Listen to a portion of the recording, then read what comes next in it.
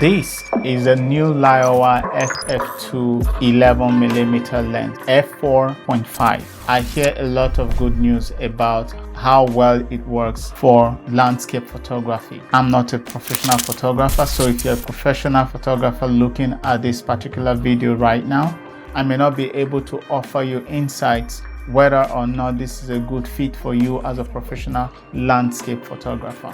But the reason why I'm exploring it today is I'm a hobbyist who is interested in videography and film.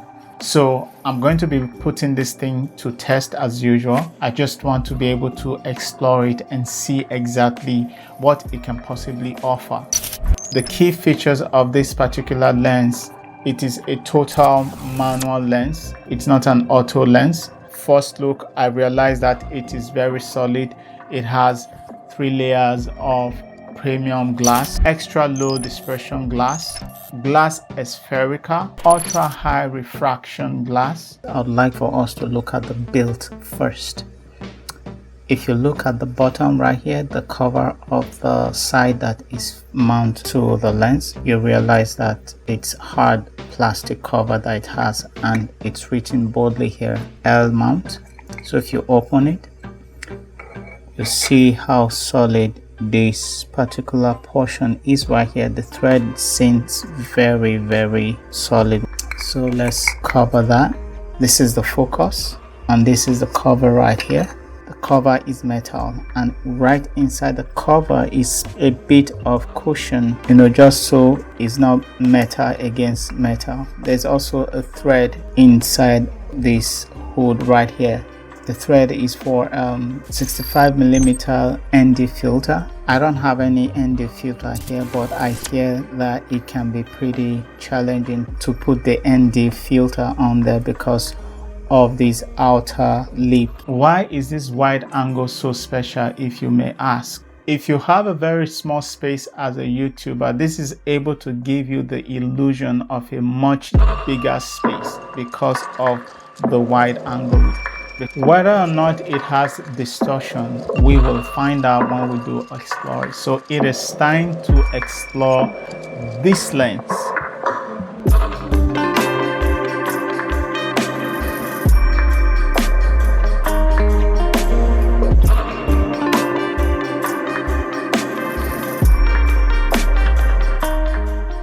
So the specification is ff2 11mm f4.5 Sea Dreamer. That's what the model of this particular lens is. We have a focal distance of 11mm. We also have an angle of view which is 126 degrees from end to end. So this is a pretty wide angle lens, especially if you are a landscape photographer. This lens would probably be a very good tool for you. It is very light and small.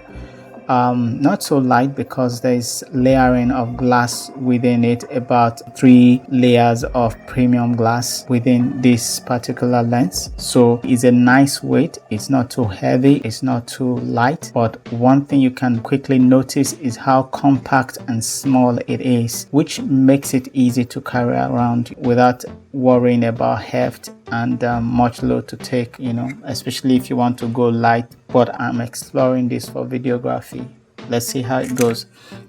So moving on to the next thing, max aperture right here is 4.5, as you can see. So the minimum aperture is 22, but this dial, one nice thing about this dial, when you dial it, each stop seems to have a click. It will indicate that you have achieved a particular stop, because I have used some other lens in the past which whenever you dial this, it's difficult to actually know where you are at in between the stops. So this lens construction is 14 elements, 10 groups. Aperture blades is 5. Minimum shooting distance is 11 cm. I tell you, this thing is pretty solid. So the total weight of this lens is 254 grams. That's how heavy it is. So which is not bad. The focus, yeah, the focus is right here. So it's very smooth and quiet. There is no single sound coming from this lens. It has this smooth, satisfying feel when you dial the wheel. The lens mount is actually suitable for Leica M mount, L mount. I currently am using this particular one for the Leica SL2. So it is the L mount that I have right here, and is also compatible with Sony FE mount and Nikon Z. Hey, I hope you enjoyed this so far. If you are new here, I'll encourage you to subscribe to this channel and hit the bell notification next to it so that you'll be the first to know when I do upload new videos. For useful resources and for more information about this in the description beneath this video, and then if you do have any questions for me, please leave them in the comments, and I'll do my best to reach out to you. Until another video, this is Sam and I am signing out. Peace.